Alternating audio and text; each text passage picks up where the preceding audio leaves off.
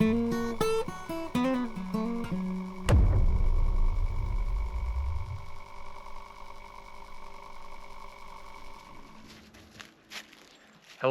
and welcome to the Alaska channel. It's been a while since I posted my last video, but I'm hoping that going forward I'm going to be sticking to a much more normal release schedule.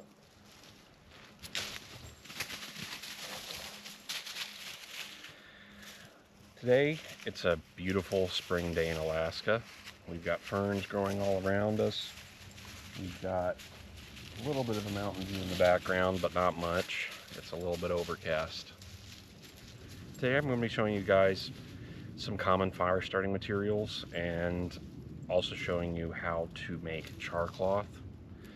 And I'm also going to be talking about what I think about a lot of the videos that you see nowadays with bow drills and different primitive fire starting methods, flints and steels and stuff like that, and how those actually, how useful those are in an actual emergency environment. And Halo will be doing what Halo does. So, to get started,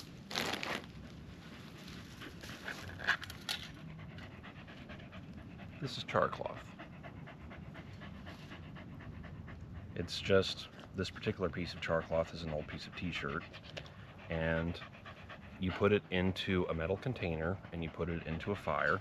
I actually made it in this container itself.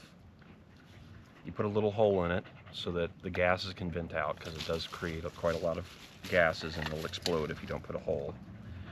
And you put it into a fire until it turns black and kind of powdery almost. And this will catch the tiniest of sparks, which I will now demonstrate. I'm going to take a little piece of this.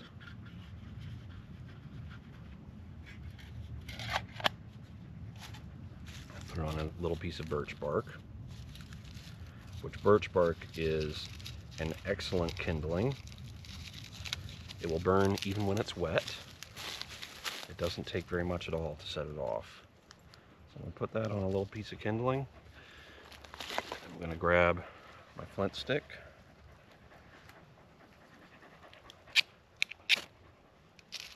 And just like that, it's burning. See that?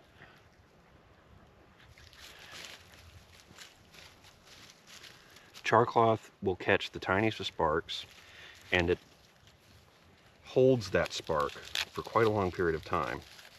So we'll just crumple up a little bit of birch bark on top of this and blow.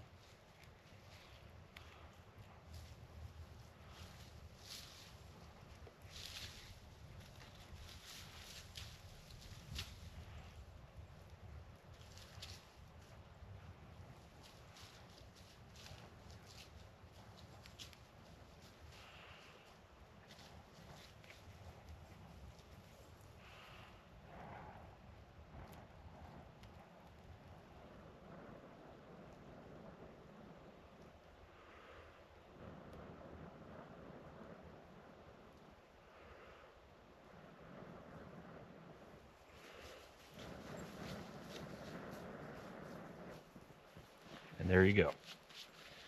Fire.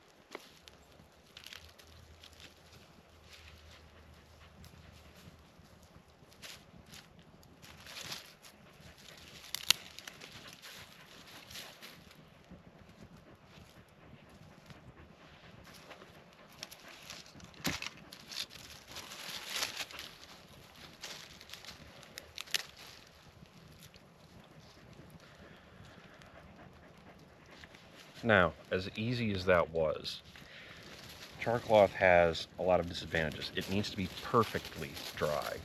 The slightest bit of dampness and it does not work at all. Carrying around a little tin container like that is fine when you're not expecting to get rained on, or if you can keep it in a little plastic pouch. It's also very fragile. It needs to be in a rigid container. You can't carry it in a Ziploc bag. It just turns into powdered charcoal.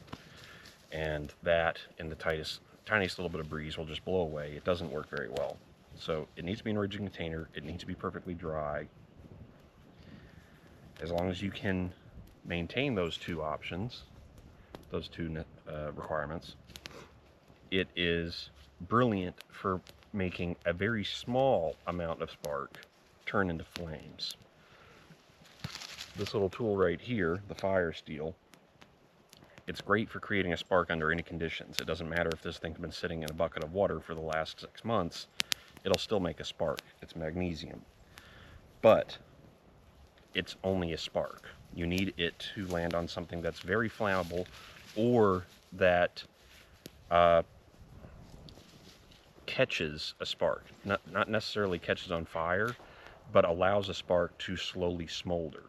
That's what the Charcloth is so good for.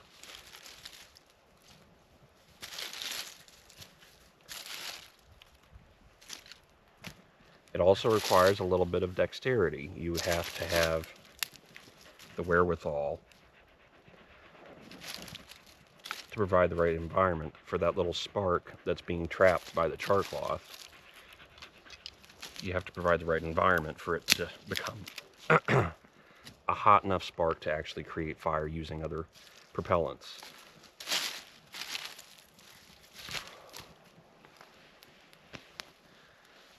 I'm not going to let this fire go for very long today. It's actually pretty warm. It's about 45 or 50 degrees right now. It's more of a visual aid, if anything else.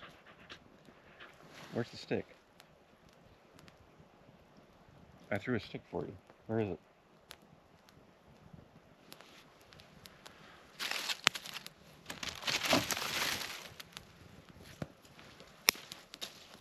Do you want this stick? You do want this stick? Alright. So I've showed you Charcloth. I should probably turn the camera a little bit. There we go. Like I said, Charcloth is almost stupidly easy to make. All you need is a metal container with a hole punched in it for a vent, and a little bit of cloth. It has to be a natural fiber. Cotton works very well. Linen would also work. Any natural fiber will work. You're going to convert it into carbon, basically. It's like making charcoal, where you take wood and put it in a oxygen-starved environment and burn off all of the impure gases in the wood and just leave pure carbon that is easily lit and will burn at a very high temperature for a very long period of time. You're doing the same thing to the cloth. It doesn't work with synthetic fibers. It doesn't work with nylon or anything like that. It has to be a natural fiber. But it is a very handy tool to have as long as you keep it dry. Almost everybody has some chips with them when they go on a camping trip or when they go hiking. And by the very nature of how they are, nobody wants soggy chips. So even if you take this out of the bag that it comes in, I am not in any way endorsing Doritos. This is just what I happen to have with me in the car. Any corn or potato chip, as long as it's a fried chip and not a baked chip, will work. The higher the oil content, the better, because chips are basically starch and oil.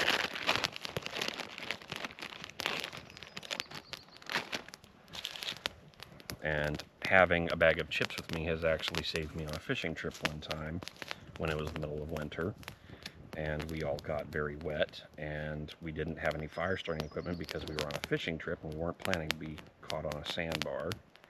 But it doesn't take much to light a chip, and this will burn for a very long time. And because nobody wants a soggy chip, it's either already in a sealed bag, or you put it into a Ziploc or other similar bag to keep it from getting wet, to keep it from getting air to it so that it doesn't go stale. It's almost guaranteed to be a perfect fire starter.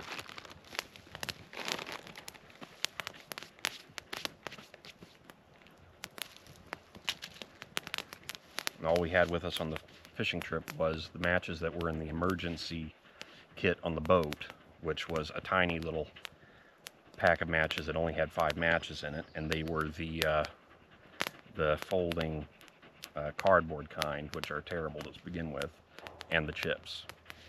I got a chip to light on the 3rd match.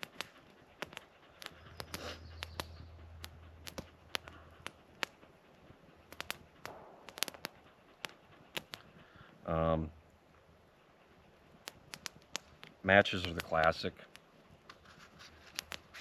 Everybody's got a pack of matches either in their emergency kit in their bag or in their car somewhere, or maybe you're an old-fashioned type and you carry them with you as a primary fire starter. They light easily, and they have the advantage that you can stick them into places that you wouldn't be able to get a lighter. But again, they have to be kept dry. Even a slightly damp match crumbles apart and does not work at all. They do sell waterproof matches. They do sell storm matches, which burn even in windier conditions. Not super windy conditions, but still windier conditions. But all of those have their own downsides. Waterproof matches are generally very difficult to strike. And when your hands aren't working very well because you're so cold, and you've fallen into a creek or a river, and you're soaking wet, you're freezing, your hands aren't working, you've got to get a fire going, and you're fighting with the matches, or you're fighting with your fire steel, or you're trying to get some Charcloth out of your pack without getting it wet, and your hands aren't working, it's cold, and you just want a fire right now. Not the greatest thing. Most of my fires, most of the time, get started with a lighter. Again, not promoting this particular brand of lighter, but any disposable butane lighter will do. They light first or second strike every time. These things can get dunked in water, it doesn't really matter. Shake them out, strike them a couple times, and they light again. They're cheap as dirt. You can have one in your pack, you can have one in your pocket, you can have one in your vehicle. Scatter them everywhere. You always have a way of starting a fire.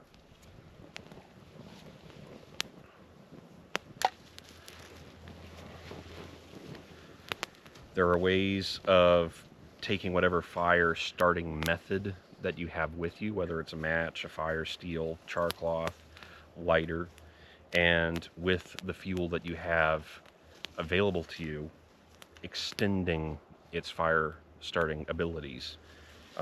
Charcloth is one of those ways of extending that. It works especially well with the fire starter. But again, it needs to be dry. You can carry things with you that maybe you don't use them very often or even hardly ever. But having a propellant with you to, in the event that you have wet wood, that your fire starting tools are subpar or wet, or your hands aren't working, or you're cold and you're not thinking very properly, any of those things, having something with you that can burn at a high temperature very easily and dry out your wet kindling, get a fire going under those conditions, is very handy to have. These are fire tablets. You can get them anywhere. There's all different kinds of brands. You don't need the whole tablet. You can take your knife and shave off a little bit of it.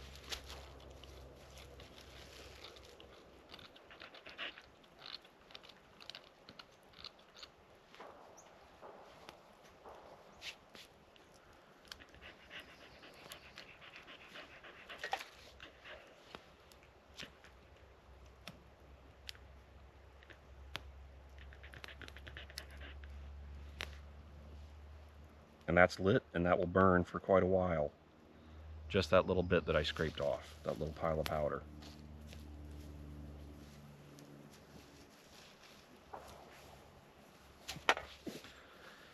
Even if you didn't have a fire tablet with you, even if you didn't have a fire starting stick with you, even if you didn't have some punk wood, you can go around, you can find dead standing pine trees, and in the base of those dead standing pine trees, if you have an axe, you can break into the layer underneath the bark, and all of the sap that was in that tree when it died standing will have settled down to the bottom and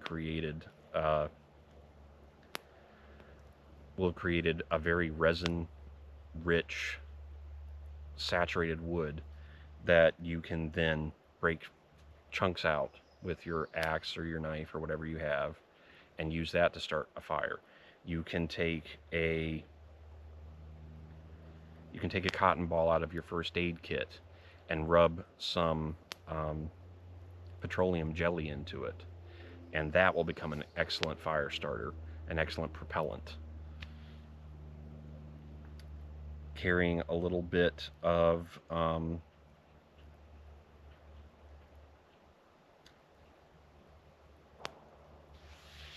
cooking fat with you, oil, lard, vegetable shortening.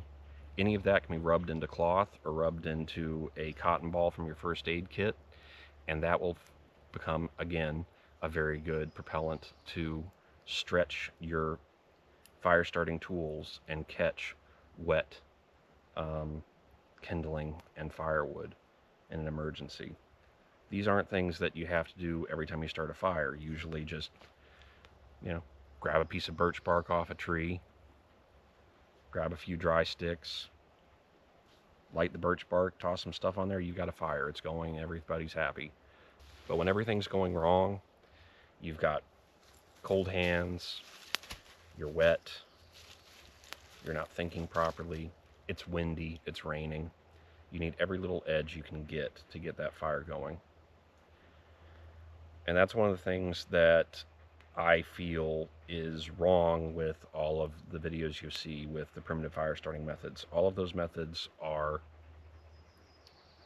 certainly viable under the right conditions, but they make people think that you can go into the woods without any sort of fire starting tools as backups and get yourself a fire going under any conditions. A bow drill requires very specific woods.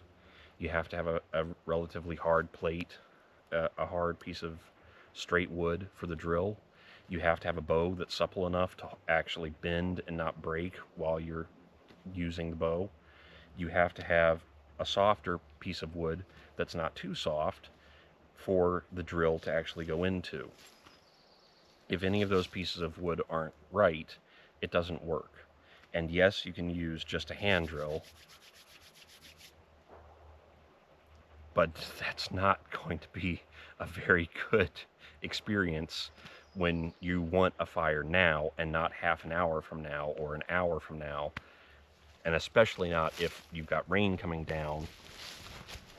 It's just not going to happen. So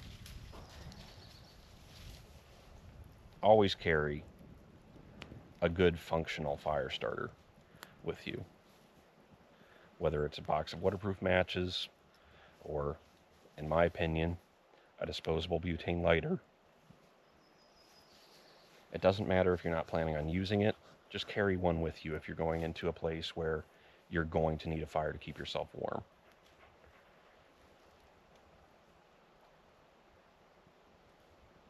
What? You bring me another stick? Where is it? This is a log. That's not a stick.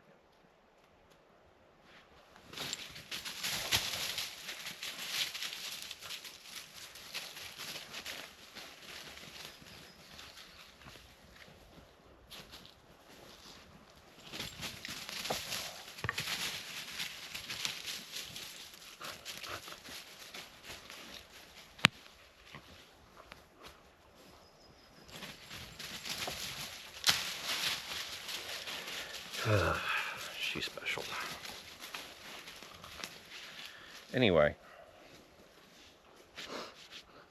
it's springtime here in Alaska.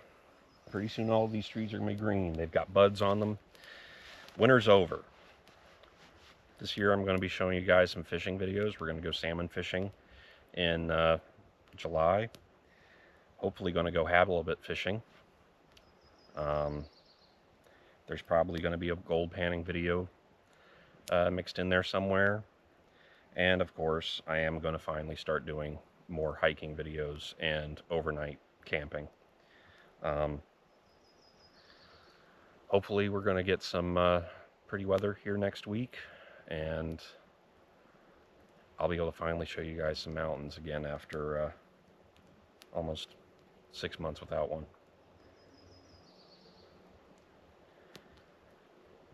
I hope you guys enjoyed this video, and I'll see you again next time on the Alaska channel.